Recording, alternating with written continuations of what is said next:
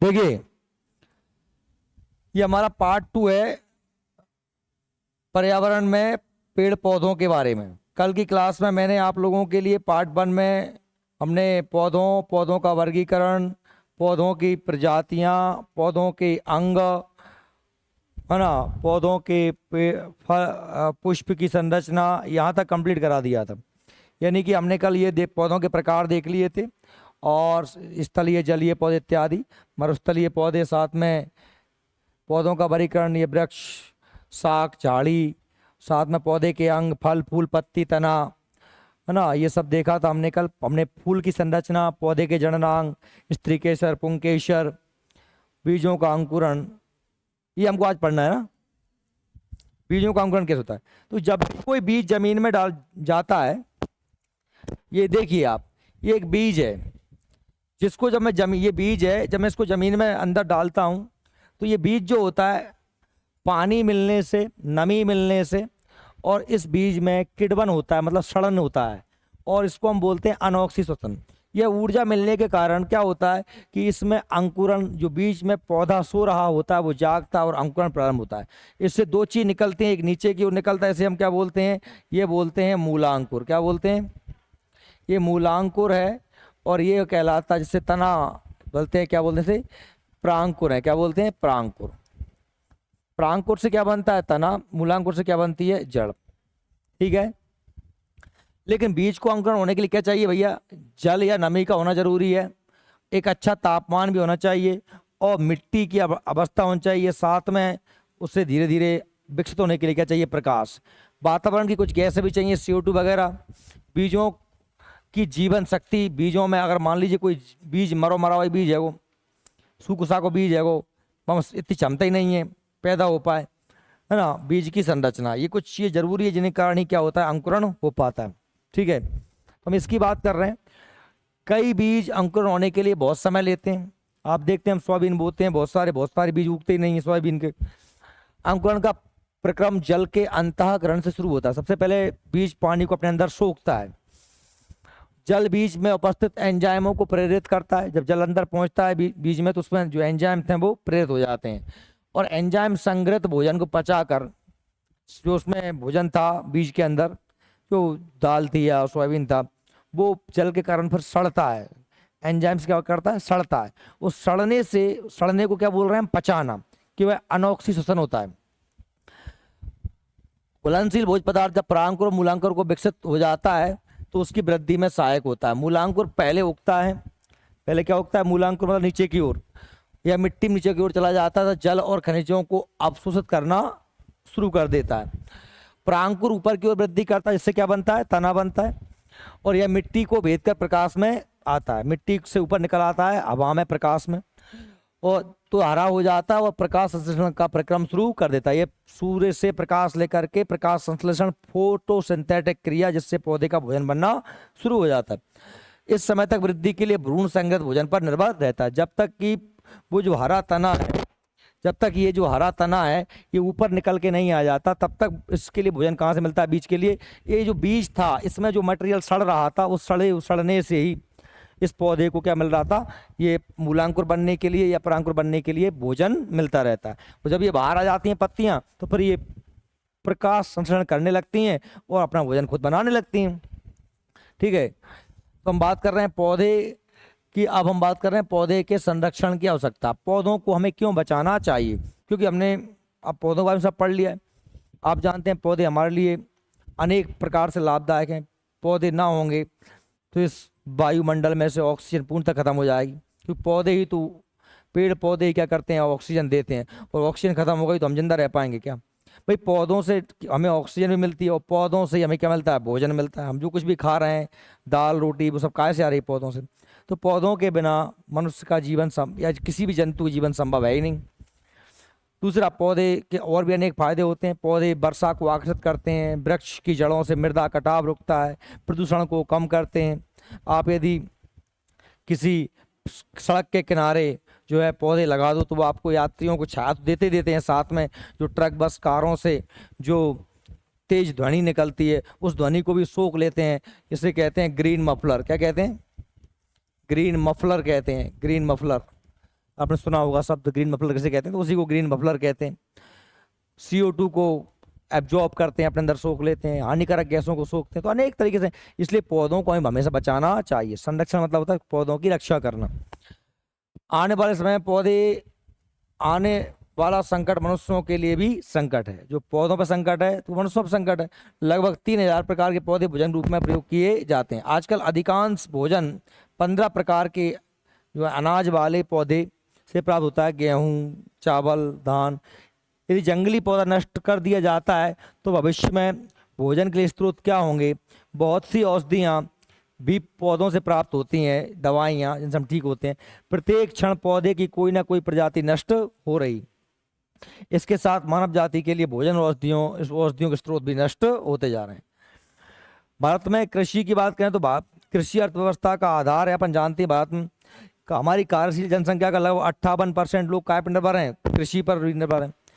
देश के सकल घरेलू उत्पाद यानी GDP का योगदान में इसका योगदान लगभग कितना है, 17.8% है। भारत में कई प्रकार की खेती होती हैं। यहाँ निम्नलिखित कृषि पद्धति हैं, जैसे तर कृषि, आर्द्र कृषि, सिंचित कृषि, शुष्क कृषि, पहाड़ी कृषि। क्योंकि कृषि की बात यहाँ पे क्यों कर रहे हैं, पौधों के कारण कर रहे हैं, है ना। ये पौधे का अंकुरण, रूट, जड़ वगैरह आप लोग अच्छे से देख सकते हैं। जो हमारी कृषि है उसमें हमारे बात करें फसलों की, तो फसलें आप जानते हैं 3 प्रकार की फसलें खासतौर पे हमारे इधर होती हैं मौसम के आधार पर। एक होता है रबी की फसल, दूसरी होती है खरीफ की फसल और तीसरी होती है जायद की फसल। जो फसलें अभी बोबेंगी या अभी जो कट रही हैं वो कौन सी फसलें, खरीफ की हैं। खरीफ की कटने के बाद काय की बोबेंगी, रबी की। याद रखें, अक्टूबर नवंबर माह में रबी की फसलें बुबती हैं और इन्हें हम मार्च अप्रैल में काट लेते हैं। अक्टूबर नवंबर में बोई जाती हैं। जैसे क्या बोएंगे हम, गेहूं बोएंगे, चना बोएंगे, मटर बोएंगे, मसूर बोएंगे, सरसों बोएंगे। ये सभी क्या है, गेहूं, जौ, चना, तिलहन आदि, ये सब रबी की फसल है। इन्हें बोते समय कम तापमान की आवश्यकता। अभी भले ही हमारे खेत खाली हो गए हों, तब अभी भी हम गेहूं, चना नहीं बोएंगे। हम थोड़ी सी ठंड होने का इंतजार करेंगे, दिवाली के आसपास बोनी करेंगे। क्यों? क्योंकि अगर ज़्यादा तापमान है तो ये उगेंगे नहीं। कम तापमान की आवश्यकता होती है, जब ये बोया जाता है। जब काटते हैं तब गर्मी आने की आवश्यकता होती है। खरीफ की फसल बात करें तो ये आप जानते हैं जून जुलाई में बोई जाती हैं, गर्मियों में जून जुलाई में बोई जाती हैं। पानी बरस जाता, सोयाबीन हुआ, मक्का हुआ, ये कट रही हैं, धान हुआ या पटसन, जूट हुआ, कपास हुआ, ये सब क्या है अक्टूबर में काटते, अभी कट रही हैं।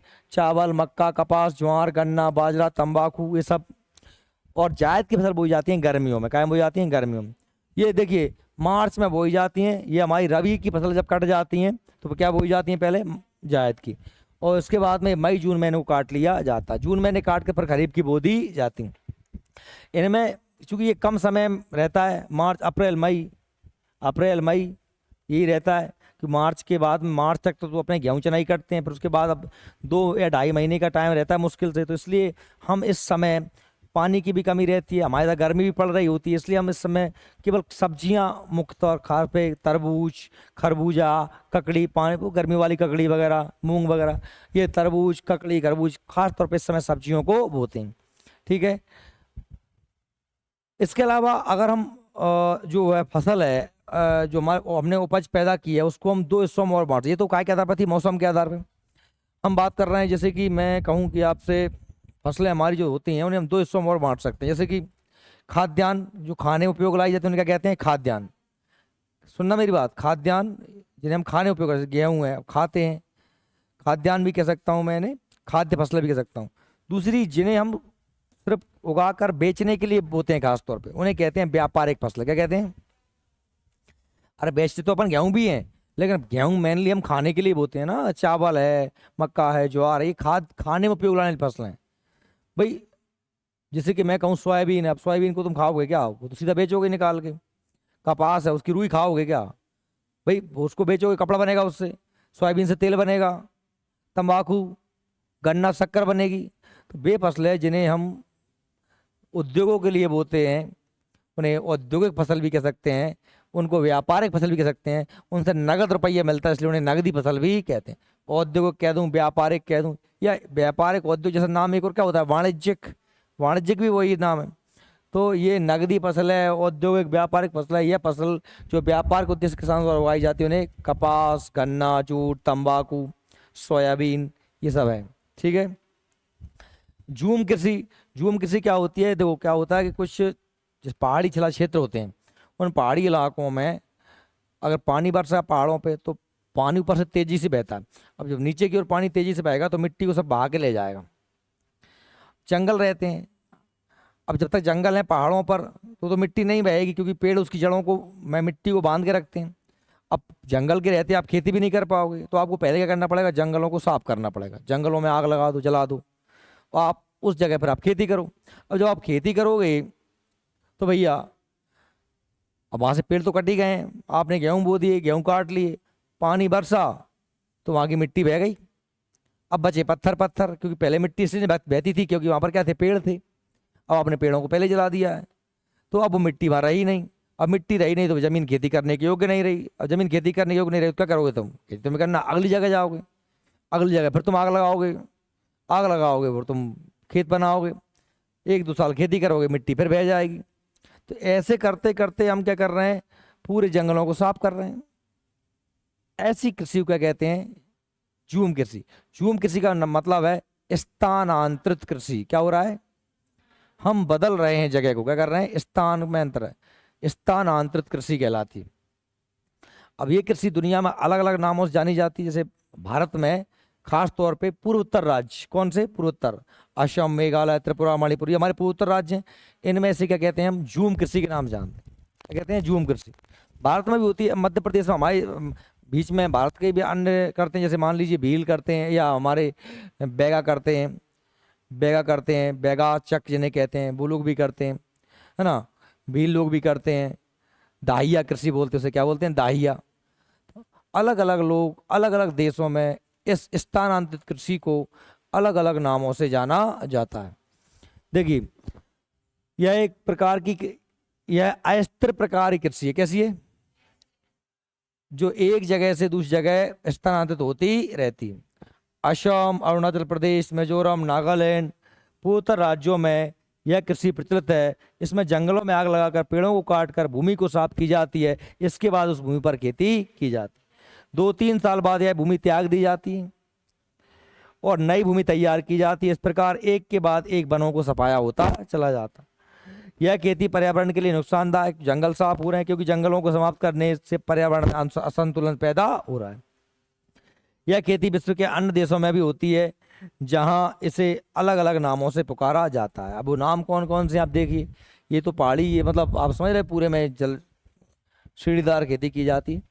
जैसे झूम खेती भारत में कही जाती है, इसे इसे मलेशिया जो है, मलेशिया में इसे कहा जाता है लडांग, है ना। फिलीपींस में इसे बैंगन, मिल्पा, मैक्सिको में मिल्पा, कुनको कहाँ कहते हैं? वेनेजुएला में, दक्षिण अमेरिकी देश है। माजोले कहा जाता है इसे जायरा बेसिन, अफ्रीका महाद्वीप में। चैना ऐसे कहा जाता है श्रीलंका में। तो ये अलग अलग देशों में इस झूम कृषि को अलग अलग नामों से जाना जाता है। अब बात कर रहे हैं, फसलों की बात हुई तो हरित क्रांति की बात कर लेना चाहिए। हरित क्रांति क्या है? जनसंख्या बढ़ रही है लगातार, जमीन तो वही की वही है। जनसंख्या, आप हमारे बाप दादों ने, दादा परदादा ने कसर नहीं करी, है ना। एक के 15-15 पैदा करे, और 15-15 पैदा करे तो अब देश में जनता हो गई, जमीन तो वही की वही। अब भाई जमीन बढ़ रही है गुणात्मक, जनसंख्या बढ़ रही है गुणात्मक तरीके से, और जमीन बढ़ रही है धनात्मक। जमीन तो बढ़ी नहीं रही, उपज बढ़ रही है धनात्मक तरीके से। जमीन तो वही वही वही की वही है। हम टेक्नोलॉजी, नए बीज भी लेके आ गए, सब कुछ, तो हमारी उपज जो है ना, वो 2 कुंटल निकाल रहे थे भैया, हम 4 कुंटल निकालने लगे होंगे। लेकिन हम 2 थे, और 2 के हम 2 दूनी 4, और 4 दूनी 8, और 8 दूनी 16, ऐसे बढ़ रहे हैं। हम बढ़ ऐसे रहे हैं, लेकिन उपज कैसे बढ़ा पा रहे हैं अपन? 2, 4, 6, 8। भोजन की किल्लत, खाने की किल्लत हो जाएगी, लोग बाग भूखे मरेंगे, क्या होगा फिर बताओ। इसीलिए हमारे भारत में 1965-66 के आसपास आवश्यकता हुई, जब देश में अकाल पड़ा, कि एक हरित क्रांति लाई जाए। और भारत में हरित क्रांति जनक माने जाते हैं एम.एस. स्वामीनाथन, एम.एस. स्वामीनाथन। जबकि दुनिया में इस हरित क्रांति जनक कौन है? Doctor Norman Borlaug, doctor Norman Borlaug, doctor Norman Borlaug, ये दुनिया में हरित क्रांति के जनक हैं। और भारत में कौन है? एम.एस. स्वामीनाथन। ठीक है। हरित क्रांति शब्द का प्रयोग सबसे पहले संयुक्त राज्य अमेरिका के विलियम गेड ने किया था। सबसे पहले हरित क्रांति का प्रारंभ rock failure food foundation Mexico के संचालन में 1950 दशक में हुआ था। इसका श्रेय कार्यक्रम के निर्देशन डॉक्टर नॉर्मन बोरलॉग को जाता है। इसलिए दुनिया में हरित क्रांति का जनक किसे कहते हैं? Doctor Norman Borlaug. और भारत में इस संदर्भ में हरित क्रांति का तात्पर्य छठे दशक मतलब 66-67 कृषि उत्पादन में उस तीव्र वृद्धि से है जो ऊंची उपज वाले बीजों को रासायनिक खादों व नई तकनीकी प्रयोगों के फलस्वरूप हुआ। पहले आपने सुना होगा कि हमारे दादा परदादा हर कुरे से खेती करते थे, कोई खाद बीज नहीं हुआ करते थे, एक बीघा में 2-3 कुंटल गेहूं निकलते थे। आज हम ट्रैक्टर ले आए हैं, आज हम हार्वेस्टर ले आए हैं, आज हम यूरिया डीएपी जैसे खाद ले आए हैं। आज हम उसी एक बीघा में 15 कुंटल 20 कुंटल गेहूं निकाल रहे हैं, जब वो उसमें 4-5 कुंटल निकालते थे। सिंचाई के साधन, नई तकनीक, नए यंत्र, इससे उपज में बम्पर वृद्धि हुई। इसी को कहते हैं हरित क्रांति। इसका श्रेय किसको जाता है? एम.एस. स्वामीनाथन। हरित क्रांति के फलस्वरूप गेहूं, गन्ना, मक्का, बाजरा आदि फसलों के प्रति हेक्टेयर उत्पादन में कुल उत्पादन में काफी वृद्धि हुई है। भारत में हरित क्रांति के फलस्वरूप फसलों के उत्पादन में काफी वृद्धि हुई है।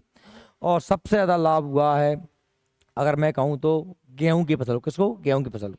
और सबसे ज्यादा लाभ हुआ है तो क्षेत्र की बात करें तो उत्तर भारत। तो किसको हुआ? पंजाब, हरियाणा, उत्तर प्रदेश, है ना, इस क्षेत्र को बहुत ज्यादा लाभ हुआ है। ठीक है। अब हम बात कर रहे हैं भारत की मिट्टी। जब फसलों की बात हो गई तो मिट्टियां पढ़नी ही पड़ेंगी। मिट्टियों की बात करें भारत की तो भारत में जो मिट्टियां हैं वो टोटल 8 प्रकार की मिट्टी हैं। कितने प्रकार की भैया?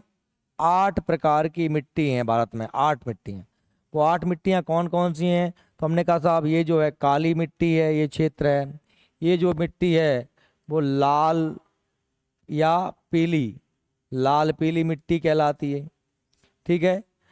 इस इलाके में जो हमारी जो मिट्टी है वो है जलोढ़ मिट्टी। कैसी मिट्टी है? जलोढ़ मिट्टी। ठीक है।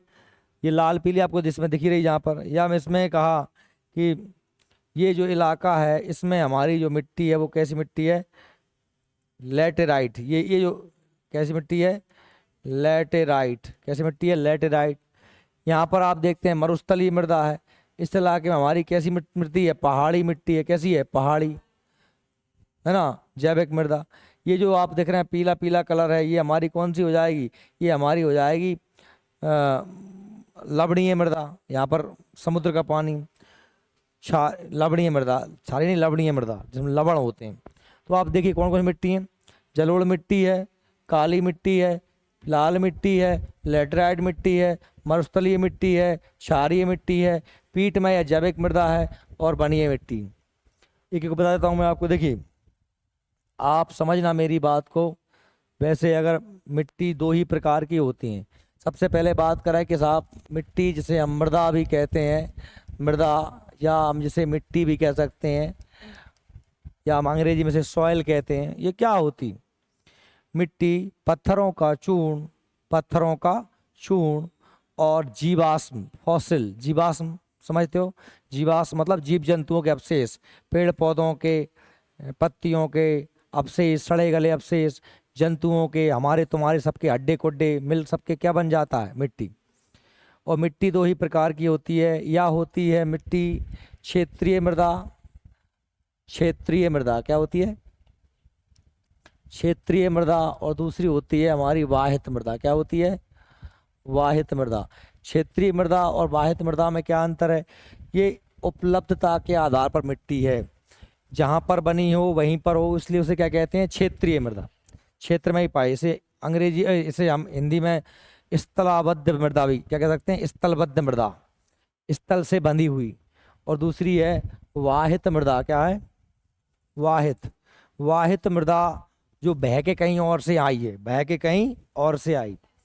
इस मिट्टी को अंग्रेजी में बोलते हैं जोनल सॉइल। इसको अंग्रेजी में बोलते हैं ट्रांसपोर्टेड सॉइल। क्या बोलते हैं? ट्रांसपोर्ट। पानी के द्वारा, हवा के द्वारा, नदी के द्वारा भाग बनी कहीं और थी, बह के कहीं और आ गई। तो भाई हमारे भारत में कुल 8 प्रकार की मिट्टियां हैं, जिनमें आप देख पा रहे हैं कि जलोढ़ मिट्टी, काली मिट्टी, का है ना, लाल पीली मिट्टी, लैटराइट मिट्टी, क्षारीय मिट्टी, लवणीय मिट्टी, बनीय मिट्टी, ये सब मिट्टियां हैं 8 प्रकार की। तो प्रश्न बने तो कितने प्रकार की मिट्टियां? 8 प्रकार की।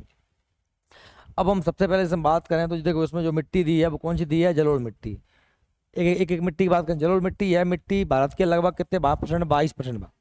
अब आप देख पा रहे हैं जलोढ़ मिट्टी कहाँ पर, देखो जलोढ़ मिट्टी का मतलब है क्या। ये जो पूरा क्षेत्र है, ये जो दिख रहा है, ये कौन सी मिट्टी है? ये जलोढ़ मिट्टी है। कौन सी मिट्टी है? ये पूरा हिस्सा में कौन सी मिट्टी है?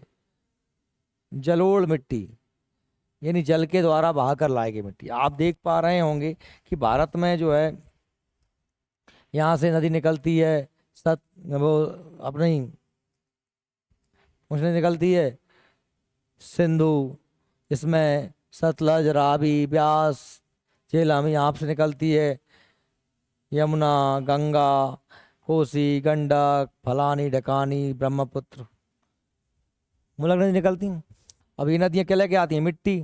उस गड्ढे में ये पूरा मिट्टी से भर दिया है, पूरा हरियाणा, पंजाब, है ना, उत्तर प्रदेश, बिहार, पश्चिम बंगाल, झारखंड, असम, ये जल के द्वारा बहाकर लाई गई मिट्टी को जलोढ़ मिट्टी। अब पानी के द्वारा बहाकर लाई जाएगी मिट्टी, तो समझ रहे हो मिट्टी में बनी कहाँ से थी? पत्थरों के चूर्ण से और जीवाश्म के योग से। अब पत्थर तो घुलते नहीं है, पत्थरों का चूर्ण थोड़ी घुलेगा, लेकिन जीवाश्म मतलब आप जीवों का अवशेष, ह्यूमस है, वो तो घुल के आगे बह जाएगा। इसलिए ये माटी में तुम बार बार पानी डालोगे तो केवल भासुआ ही रह जाएगा, माटी में वो जो उसका घुलने वाला मटेरियल था वो घुल के आगे नदी अपने साथ बहा ले जाएगी। इसलिए मिट्टी कैसी होती है? बुरबुरी होती है।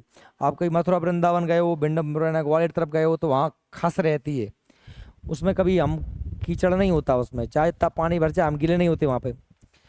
अपने इतने मुंडा पैर चले जाओ खेतों में, सोचा इतने मोटे मुंडा हो जाएंगे, तुम्हारी माटी छेड़ जाएगी, छेड़ जात। लेकिन मथुरा वृंदावन या कहीं पर आप भिंड मुरैना तरफ या ग्वालियर तरफ जाओगे तो वहाँ पर कीचड़ होता ही नहीं, आप खसते ही नहीं हो। क्यों? वो मिट्टी कैसी नहीं होती, उसमें जीवाश्म की कमी होती है। क्या होती है? इसलिए मिट्टी वो चिपचिप नहीं होती। यह मिट्टी बहुत उपजाऊ होती है कब? जब उसमें पानी हो। बिना पानी के तो जैसा बीज डाला उसे डाला रहेगा, उगेगा ही नहीं। तो आप देखो रेगिस्तान में, ये पूरा रेगिस्तान में भी क्या है, यहाँ पर भी जलोढ़ मिट्टी है पर यहाँ पर कुछ पैदा नहीं होता, जबकि पंजाब, हरियाणा में, उत्तर प्रदेश, इधर में भी जलोढ़ मिट्टी है, यहाँ बहुत अच्छी फसलें पैदा होती हैं। क्यों होती हैं? क्योंकि यहाँ पर पानी की कमी नहीं। इस मिट्टी में भुरभुरापन होता है तो ऑक्सीजन का आवागमन अच्छे से हो जाता है ना। इसलिए मिट्टी बहुत ज़्यादा उपजाऊ मानी जाती है। कौन सी मिट्टी? जलोढ़ मिट्टी। ठीक है, देखिए जलोढ़ मिट्टी के बारे में बात करते हैं अपन। यह मिट्टी लगभग भारत के 22% भाग पर पाई जाती है। यह नदियों द्वारा लाई गई मिट्टी है। कहाँ द्वारा लाई गई है? नदियों के द्वारा। इस मिट्टी में पोटास की बहुलता है, लेकिन नाइट्रोजन, फास्फोरस, ह्यूमस की कमी है। यह तो प्रकार की होती है बांगर और खादर। नदी बहाकर लेके आई है, उसने अपने किनारों पे छोड़ दिया है, हर साल नई मिट्टी की एक परत चढ़ जाती है, पानी लाती है, नई मिट्टी आ जाती है नदी के साथ, उसे कहते हैं हम क्या? खादर। और जो अब मान लीजिए नई मिट्टी की लेयर आ गई आ गई आ गई, चढ़ चढ़ के बहुत ऊंची हो गई पहाड़ी टाइप, अब वहाँ पानी, नदी को पानी नहीं पहुंच पाए तो नई मिट्टी नहीं आ पाए, मतलब पुरानी जड़ों को कहते हैं बांगर और नई जड़ों को कहते हैं खादर। जलोढ़ मतलब जल के द्वारा बहाकर लाई गई मिट्टी। दो प्रकार की होती है बांगर और खादर। बांगर पुरानी और खादर नई। बांगर पुरानी और खादर नई। नई पुरानी समझ गए ना? इतने दोनों नदी हर साल चढ़ जाता है तो वहां पूर्ण माटी फैला देगी। अब वहां पानी पहुंचे नहीं पा रहा, वहां तो नहीं पहुंच रही माटी। पुरानी जलोढ़ को बांगर, नई जलोढ़ को खादर कहा जाता है। जलोढ़ मिट्टी और वक्त दृष्टि से काफी अच्छी मानी जाती है। इसमें धान, मक्का, तिलहन, दलहन, आलू आदि ये सब होती है। ठीक है, अगली मिट्टी हमारी कौन सी है? काली मिट्टी। अब काली मिट्टी की अगर हम बात करें, काली मिट्टी की बात करें तो जो काली मिट्टी होती है हमारी, वो कौन सी मिट्टी है? काली मिट्टी। देखिए ये आप यदि भारत में देखेंगे नक्शे में तो ये जो पूरा इलाका, ये कौन सी मिट्टी का इलाका है? सफ़ेद सफ़ेद टाइप का, ये काली मिट्टी का इलाका है। आप लोग देख पा रहे हैं कि ये पूरा भारत का पश्चिमी हिस्सा है, ये हिस्सा पूर्वी है और ये हिस्सा पश्चिमी है। देखो मैं ये कह रहा हूँ आपसे, ध्यान से सुनना, कि अगर मैं कहूँ कि ये जो पूरा हिस्सा है इसे कहते हैं हम प्रायद्वीप भारत। क्या कहते हैं? क्या बोलते हैं? प्रायद्वीपीय भारत। तीन ओर से जल से घिरा हुआ, एक तरफ से जमीन से मिला हुआ हिस्सा क्या कहलाता है? प्रायद्वीप के। आप देख पा रहे थे कि यहाँ जो जो मिट्टी है वो सब कहाँ से आई थी? नदियों से आई थी। कैसी मिट्टी है? वाहित मृदा। कैसी मृदा है?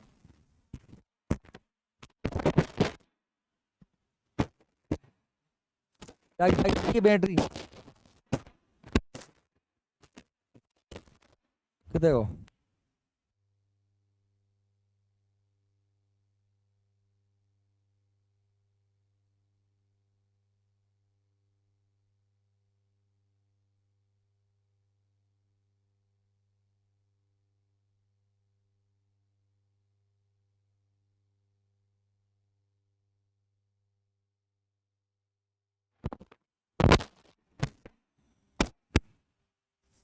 अब देखो, मैं ये कह रहा हूँ, ये सारी मिट्टी जो जलोढ़ मिट्टी है वो कैसी मिट्टी कहलाएगी? वाहित।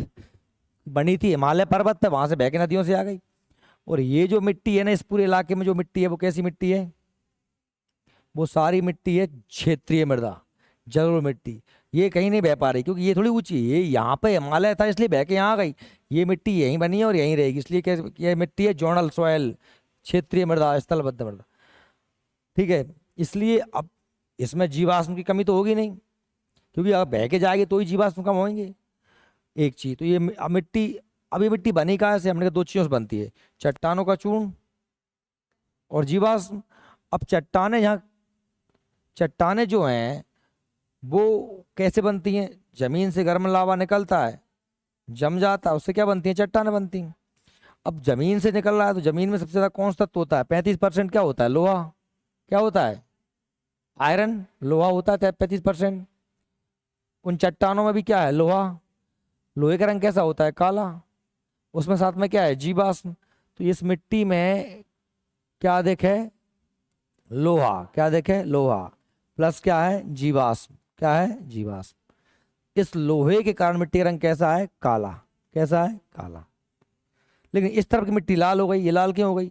आप जानते हैं भारत में पूरब की तरफ पानी ज्यादा बरसता है, पश्चिम की तरफ पानी कम बरसता है। इस इलाके में पानी की मात्रा ज्यादा है क्योंकि ये हिमालय पर्वत है ऐसा, ये हमारा क्या है? हिमालय पर्वत ऐसा है। और ये यहाँ से उठता है मानसून, ये हमारा अरब सागर, ये हमारी क्या है? बंगाल की खाड़ी। तो आप जानते हैं बादल यहाँ भर जाते हैं इस इलाके में। ये हिमालय पर्वत थोड़ा सा अपना वहाँ से ऐसा नीचे हो जाता है। ये हमारा क्या है? पूर्वांचल की पहाड़ियाँ। तो ये आप जानते हैं मासन राम, नाम सुना आपने? मेघालय, चेरापूंजी, सबसे ज्यादा वर्षा होती है यहाँ पर क्योंकि यहाँ बादल फंस के रह जाते हैं। अब बादल ना इधर जा पा रहे ना इधर जा पा रहे, इसलिए यहाँ वर्षा करते हैं। तो ये भर भर के रह जाते हैं, तो भर भर के पूरे में इस इलाके में फैल जाते हैं। इसलिए पूर्वी क्षेत्र में वर्षा ज़्यादा होती है और पश्चिम में वर्षा बिल्कुल कम होती है। आप पूरब से पश्चिम की ओर जाओगे तो वर्षा की मात्रा कम हो, सबसे ज़्यादा, फिर नेक कम, फिर नेक कम, फिर नेक कम, फिर नेक कम, फिर नेक कम, फिर सबसे कम कहाँ? राजस्थान में। सबसे कम राजस्थान में, सबसे ज़्यादा चेरापूंजी, माशन राम। पहले नंबर पे माशन राम, दूसरे नंबर पे चेरापूंजी। 1141 सेंटीमीटर वर्षा होती है। दिख रहा है आपको? सबसे कम थार रेगिस्तान में 25 सेंटीमीटर से कम। मतलब क्या है? पूरब से पश्चिम से पूरब की ओर जाओगे वर्षा की मात्रा बढ़ेगी और पूरब से पश्चिम की ओर जाओगे वर्षा की मात्रा घटेगी। मतलब इस इलाके में पानी कैसा बरस रहा है? कम। इस इलाके में कैसा बरस रहा है? ज़्यादा। इसलिए अब जहाँ पानी ज़्यादा बरस रहा है, मिट्टी तो वही है, इसमें भी लोहा अधिक है क्योंकि स्थलबद्ध मिट्टी है और जीवाश्म अधिक है। पर लोहे में लगातार पानी लगने से क्या हो गया? लोहे ने क्या कर लिया? क्रिया कर ली, तो क्या बन गया? लोह ऑक्साइड। क्या लग गया? मतलब लोहे में क्या लग गया? जंग। और जंग का रंग कैसा होता है? लाल। पीला क्या होता है रंग? जब जंग पर और पानी डालोगे तो क्या हो जाएगा? रंग पीला।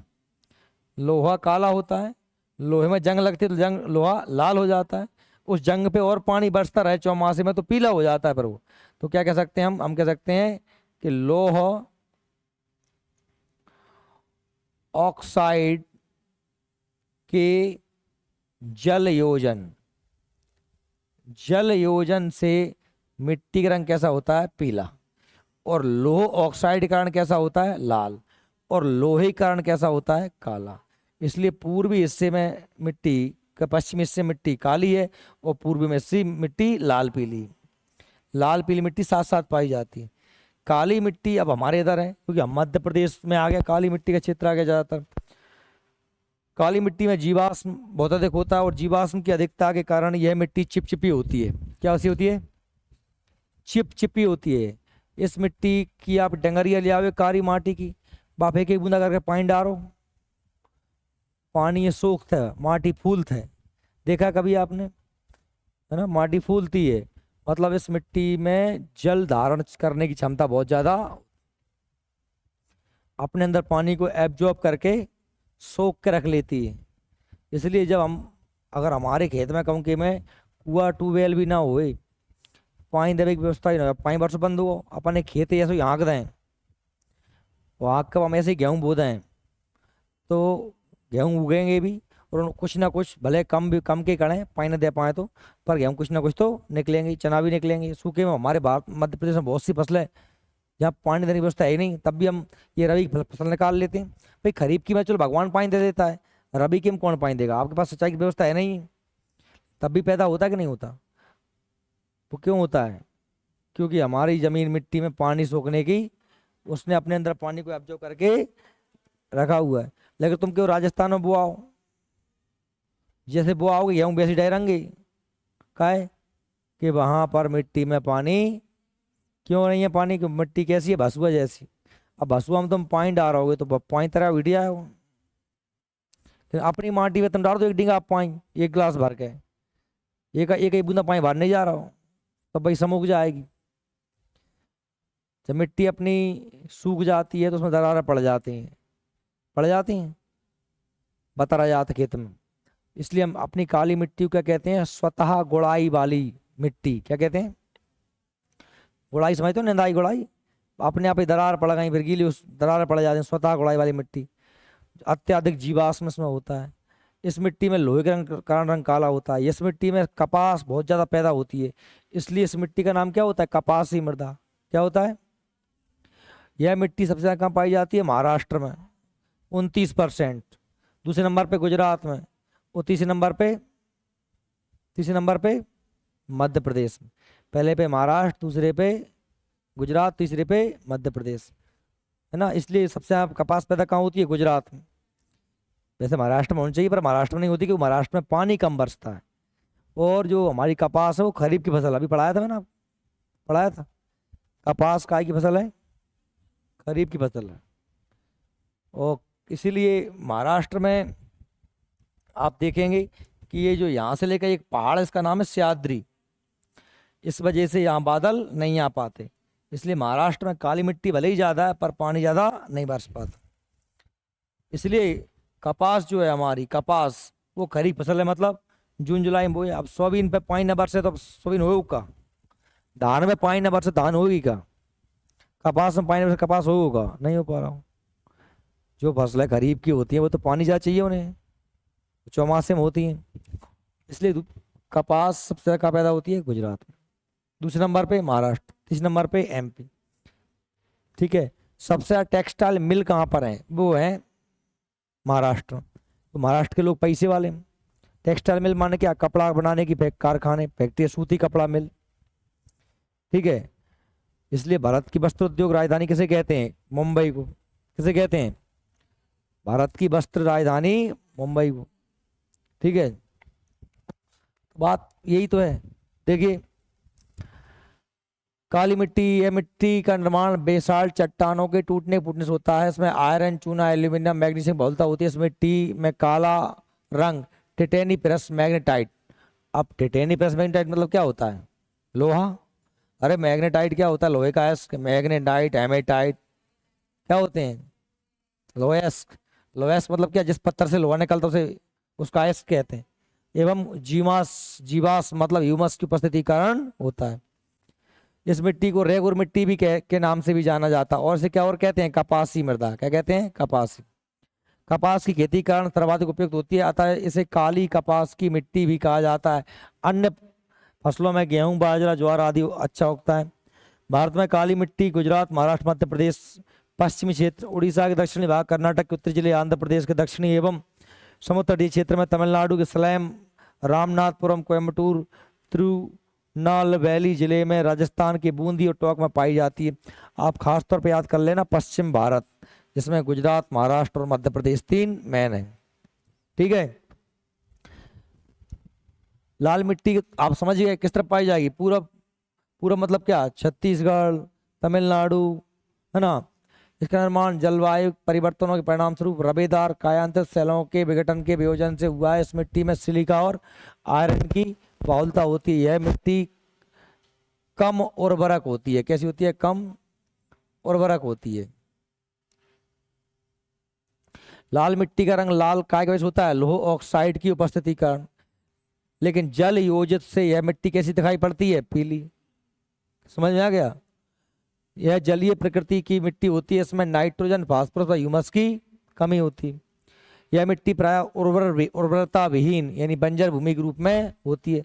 लेकिन अगर पानी हो अच्छो, पानी अच्छो हो तो जहाँ में चावल की खेती अच्छी होती।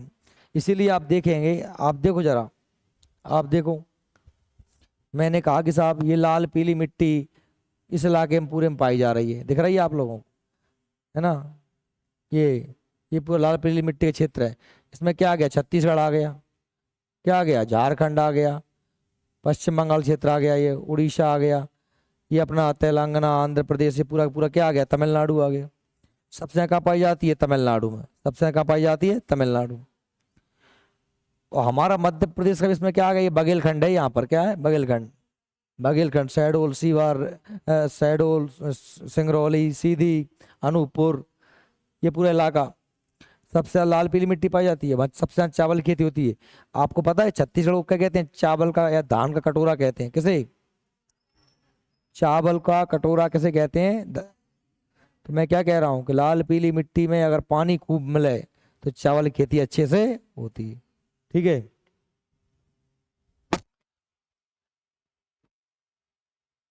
अगली मिट्टी कौन सी है? लेटराइट मिट्टी। तो लेटराइट मिट्टी कैसे होता है? आपने छुई देखी है? छुई, छुई खाई है? खाइएगा छुई? सबने खाई। तुमने मैडम नहीं खाई मैंने। तुम्हें घर कच्चे घर ही ना होंगे। आजकल छुई की जरूरत किसे पड़ती है? अब तुम हमसे पूछो कि तुम्हें छुई है क्या? भाई अब जरूरत क्या है छुई की? अब हम तो पेंट्स लेके आते हैं, है ना। गांव में कच्चे घर होते थे, उन्हें पोते थे छुई से। सफेद रंग की मिट्टी आती थी, वो खाने में बड़ी अच्छी लगती थी। हाँ, उसकी बर्ती आती है, बर्ती आती है ना। ओए, वो पास हो जाएंगे तो भूख लग गया था यार जब टाइम तक। मैंने 5-6 साल बाद व्रत करे हैं नौ दुर्गा के। 7-8 साल पहले मैं भैंग के व्रत करता था। 8-10 साल पहले मैं बचपन में भैंग के व्रत करे माता के। माता के मैं बहुत कर रहा हूँ, भक्त है तो माता को। अब नहीं हूँ मैं इतना बड़ा भक्त। मैं इतना बड़ा भक्त था कि एक दिन मुझे जम गया, रात में 10 बज रहे थे। मैं 10th क्लास में पढ़ता था उस टाइम पे। मुझे जम गई, कदवा जाना है। रात में बज रहे थे 8:30-9। झांकी देख भी आए थे हम। घरे गए लौट के, जहाँ से वापस पहुंचे घरे, मम्मी इसके कदवाए जा रहे हैं। इतनी भी रहे मैंने और का कैसे जा रहा है? मैंने रंगत रंगत। हमारी मम्मी मम्मी ठीक है, मैंने ठीक है चले जाओ। रात में 9:30 बजे। ये 2-3 दोस्त हैं, कहीं कम को ना मानो, एक मिलेगा दोस्त, चलेगा चल। रंगा 9:30 बजे कदवाए, 2 ही जने। सारा स्कीडी पहुंचे, इसमें कुत्ता न खेल रहा है हमें। सो मस हो गए। एक 12 पे 4 बजे उठ के फिर रंग दो सवेरे से। तो 10 बजे तक कदवाए पहुंच गए पैदल। यहीं से 35 किलोमीटर ईसागढ़, 15 किलोमीटर कदवा। कितने किलोमीटर होगा? 50 मिनट रंग गए। अब क्या तो करेंगे? तो यहीं चौराहे से नहीं रंग पा रहे हैं। वो मैं अशोक नगर से 3 बार गया पैदल कदवाया, चले जाते, कोई दिक्कत नहीं थी। भक्ति भाव था। अब ना भक्ति बची ना भाव बचे, सब भग गए। ज्यो ज्यो तुम उम्र में बढ़ते जाते हो ना, चीजें खत्म हो जाती हैं। बचपना बहुत अच्छा होता है। तो लेटराइट मिट्टी क्या भाई, देखो ये आपने छुई देखी हो तो छुई में जैसे हम पानी डालते हैं तो डाई जैसी हो जाती है, लिप लिपी सी, और सूखने पे हो जाती है ईंट गाइन कठोर। ये क्या होता है कि जहाँ पानी की मात्रा ज़्यादा होती है, पानी बरसा फिर रुक गया, फिर धूप पड़ गई, फिर पानी बरस गया, वहाँ ऐसे जगह में क्या होता है कि मिट्टी के सभी घुलनशील तत्व घुल घुल के नीचे बह जाते हैं। उसमें केवल क्या बचता है, उसमें केवल लोहो या एल्यूमिनियम के अयस्क रह जाते हैं बस। ठीक है, इसलिए यह मिट्टी जो है अत्यधिक वर्षा, जहाँ वर्षा कितनी होती है 400 सेंटीमीटर से अधिक। और भारत में ऐसे स्थान केवल दो ही हैं। कौन कौन से बताओ? या तो हमारा ये पूर्वोत्तर क्षेत्र है, या फिर हमारा पश्चिमी घाट, जिसे हम बोलते हैं सह्याद्री पर्वत। क्या बोलते हैं? ये सह्याद्री पर्वत या पश्चिमी घाट वाला क्षेत्र। ये दो ही इलाके ऐसे हैं जहाँ पर वर्षा होती है। या फिर एक और होता है हमारा यहाँ पर अंडमान निकोबार द्वीप समूह, लेकिन चूंकि अब वो तो मुख्य भूमि पे है नहीं, इसलिए उसको हम नहीं नहीं देख रहे। इन इलाकों में ही क्या पाई जाती है? लैटराइट मृदा। यह मृदा बागानी फसलों के लिए अच्छी मानी जाती है, जैसे चाय हुआ, कॉफी हुआ, काजू हुआ। इन इलाकों में यह जो है यह मिट्टी, इस मिट्टी में ये फसलें अच्छी से पैदा होती हैं। ठीक है, तो भाई देखो, यह मिट्टी मानसूनी जलवायु की आर्द्रता और शुष्कता का क्रमिक परिवर्तन, पानी बरस गया फिर सूखा पड़ गई, परिणामस्वरूप उत्पन्न विशिष्ट परिस्थितियों में होती है। इसमें आयरन और सिलिका की बहुलता होती है। इस मिट्टी का रंग हल्का सा सफ़ेद हो जाता है। क्या हो जाता है? सफ़ेद। सेलों के टूटने फटने से मत होती है। इस मिट्टी में गहरी लाल लेटराइट, सफ़ेद लेटराइट, भूमिगत जलवाइट लेटराइट में विकृत किया जाता है। गहरी लाल लेटराइट में लोह ऑक्साइड व पोटास बहुलता होती है और इसमें उर्वरकता की कमी होती है, लेकिन निचले भागों में कुछ खेती की जाती है। सफ़ेद लेटराइट की उर्वरकता सबसे कम होती है और इसमें क्या पाया जाता है? क्योलिन। ये टिक कर लेना। इसका सफ़ेद रंग काय की वजह से होता है? क्योलिन की वजह से। लाल तो समझे काय की वजह से? लोह ऑक्साइड की वजह से लाल होता है, इसका रंग सफ़ेद होता है। क्योलिन के कारण से रंग कैसा होता है? सफ़ेद। भूमिगत जलवायु लेटराइट काफ़ी उपजाऊ होते हैं क्योंकि वर्षा काल में लोह जल के साथ घुलकर नीचे आ जाती है। लेटराइट मिट्टी चाय की खेती के लिए सबसे अच्छी मानी जाती है। तो ये कहाँ पाई जाती है? पश्चिमी व उत्तर पूर्वी राज्यों में और पश्चिमी घाट पर्वत में। अब मरुस्थली मिट्टी कहाँ पाई जाएगी चाय की? मरुस्थल में। कहाँ पाई जाएगी? मरुस्थल मतलब रेगिस्तान में। रेगिस्तान कहाँ पर है? हमारे दो ही रेगिस्तान है। रेगिस्तान हमारे कहाँ पर हैं? एक तो हमारा रेगिस्तान ये थार रेगिस्तान, दूसरा क्या है? गुजरात में कच्छ। गुजरात में कच्छ, यहाँ वर्षा 25 सेंटीमीटर से कम होती है, उसे क्या कहते हैं? रेगिस्तान। और रेगिस्तान को रेंगती मृत्यु भी कहा जाता है। क्या कहा जाता है? क्योंकि ये लगातार अपना दायरा बढ़ाता बढ़ाता बढ़ाता जाता है। ठीक है, समझना बात को ध्यान से। तो मरुस्थलीय मृदा क्षारीय गुण पाए जाते हैं।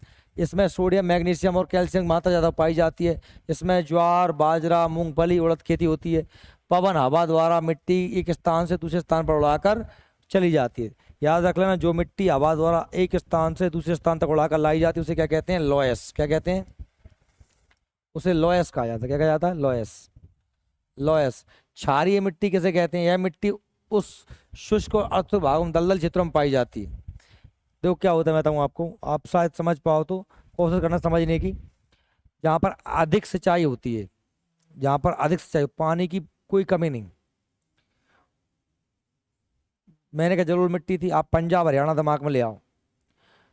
बड़े बड़े बांध हैं, बड़ी बड़ी नदियां हैं, भयंकर बड़ी बड़ी नहरें चलती हैं, पानी आया बह बह के जा रहा है, पानी जा रहा है जा रहा है। और दूसरे किसी हमने उसमें जो है हमने गड़ा बना रखे हैं, फाड़े से खोदो, गड़ा में पानी भर दो। समझ में आ रही बात रानी? गड़ा जानते हो ना? गड़ा आ रही है समझ, लेकिन गड़ा नहीं जाना है। यही तो है। अब किसान घर पैदा भाई होती, सही में आ रही होती। क्या कहाँ पैदा भाई थी तुम कहाँ पैदा भाई थी? पापा क्या करते हैं तुम्हारे? हाँ, तो गांव पे जमीन वमीन है? तो फिर तुमका भाटा जानो गड़ा के बारे में? जे के जमीन होगी वही जानो गड़ा के बारे में। गड़ा मतलब छोटे छोटे से खेत के टुकड़े जिसमें चारों तरफ से मेड़ होती है, इसमें पानी मानी भर के धान लगाई जाती है। और कहीं गई तो रोड पे देखा होगा खेतों को, तो उन्हें गड़ा बोलते हैं। अब उसमें क्या, तुमने पानी भर दिया, पानी भरा, सूख गया पानी, नया पानी भर दिया। अब ये बहुत दूर से पानी बह के जो आ रहा था मिट्टी में से, वो अपने साथ बहुत सारे घुलनशील चीजें, नमक घुल जाता है पानी में, घुलनशील चीजों को घोल घोल के ला रहा था। अब पानी तो जमीन में सूख जाएगा, पर जो उसके साथ मटेरियल घुल के आया था वो सब कहाँ जाएगा? वो उस मिट्टी के ऊपर ही बिछ जाएगा। समझ आ रही है क्या? कभी सिंचाई वाले खेतों को देखना ढंग से, उनके ऊपर लाइन सी हरी पीली सी चमकनी सी लाइनें दिखाई देती हैं। वो वास्तव में क्या थे? वो पानी के द्वारा बहा कर लाए गए खनिज थे जो वहां पर रह गए और पानी अंदर समुक गया है। अब ऐसी हमारे इधर तो पानी की कमी है, हम इतनी सिंचाई करते नहीं है, इसलिए हमारे इधर समस्या नहीं है, लेकिन अब वहां पर तो पानी की कोई दिक्कत ही नहीं है। और वो भी जलोढ़ मिट्टी के में से बह के आता हुआ नहरों के माध्यम से पानी, तो बड़ी बड़ी मोटी सी इतनी मोटी मोटी नमक की लेयर ऐसी बन जाती हैं कि पानी बैठ गया। उस मिट्टी को कहते हैं क्षारीय मृदा। उसे उसे हम कहते हैं कल्लर, रेह, ऊसर, भूड़, अलग अलग क्षेत्र में अलग अलग नाम से जानते हैं उसे। यह मिट्टी शुष्क का अर्ध शुष्क भागों में दलदल क्षेत्रों में मिलती है। इसमें विभिन्न स्थानों पर से कहीं थूर, कहीं ऊसर, कहीं कल्लर, कहीं रे, करेल, राकड़, चौपन, इतने नाम है इसके। इसकी उत्पत्ति शुष्क भागों में जल तल के ऊंचा होने से जल प्रवाह के दोषपूर्ण होने के कारण होती, ज्यादा सिंचाई से। अगली मिट्टी है पीटमय और जैविक मिट्टी। देखिए मैंने कहा कहीं पर पानी बहुत ज़्यादा भर के रह जाता है, और पानी भर के रह गया तो वहाँ पेड़ पौधे भी ज़्यादा पैदा होंगे, और पेड़ पौधे ज़्यादा पैदा होंगे तो वहाँ जीव जंतु भी ज़्यादा पैदा होंगे, और जीव जंतु ज़्यादा पैदा होंगे तो पेड़ पौधों के पत्ता ही वहीं गिरेंगे, डलियाँ ही वहीं गिरेंगे, जीव जंतु मरेंगे, उनके अवशेष सारा वो सिस्टम वहीं निकालेंगे। तो उस जगह क्या होगा? उस जगह जीव जंतुओं के अवशेषों की संख्या बहुत बढ़ जाएगी। जैसे मैं कहूँ कि हिमालय का तराई क्षेत्र है, पूरा हिमालय का पूरा तराई क्षेत्र, पूरा नदियों का पानी बरसा हिमालय पे। मान लीजिए हिमालय था, पानी यहाँ बरसा, नदियाँ बह के आई, ये इस इलाके में पानी भर के रह गया, यहाँ भयंकर पानी भरा रहता है, पानी फिर आराम आराम से बहता है फिर आगे की ओर। इस इलाके में पूरे में क्या है? बहरा के जंगल हैं, घने घने पानी भरा हुआ है, जंगल हैं, पेड़ पौधे हैं, जीव जंतु हैं, सब वहीं मर रहे हैं, सड़ रहे हैं, गल रहे हैं। मतलब इस इलाके में जीवाश्म की मात्रा बहुत ही ज्यादा हो गई। इस जीवाश्म की अधिकता के कारण इस मिट्टी को हम क्या कहते हैं? जैविकीय मिट्टी, जैव मिट्टी। और इसका रंग हो जाता है नीला, हल्का नीला रंग। क्या कारण होता है? जीवाश्म की अधिकता के कारण। समझ में आ रही कुछ मेरी बात?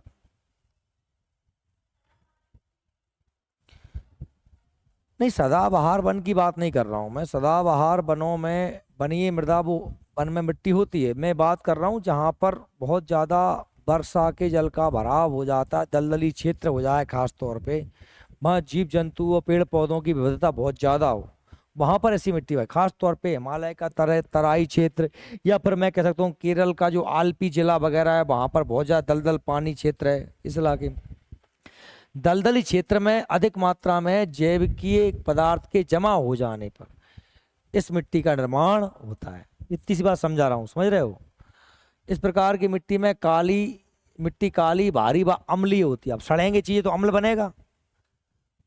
यह मिट्टी मुख्यतः केरल के अपेली जिला में, उत्तराखंड के अल्मोड़ा, अब उत्तराखंड का पहुंच गया, हिमालय के तलहटी में अल्मोड़ा, सुंदरबन डेल्टा, विभिन्न डेल्टा क्षेत्रों में पाई जाती है। तराई प्रदेशों में मिट्टी में गन्ने की कृषि अच्छे से की जाती। अगली कौन सी मिट्टी है? बनिए। बनिए मतलब क्या? फॉरेस्ट मिट्टी, जंगल में पाई जाएगी। यह हिमाचल प्रदेश दक्षिण भागों में कंकड़ पत्थर मोटे बालू की पाई जाती है। यह मिट्टी नैनीताल, मसूरी, चक्राता में चूने के अंशों की प्रधानता वाली मिट्टी के रूप में पाई जाती है। और हिमाचल प्रदेश के कांगड़ा, उत्तराखंड में देहरादून, पश्चिम बंगाल में दार्जिलिंग, असम में पहाड़ी ढालों पर इस प्रकार की मिट्टी मिलती। तो हमारी मिट्टियाँ हो गई। अब इसके बाद में हम बात करेंगे वनस्पतियों की, ज़्यादा हो जाएगा, कल पढ़ेंगे।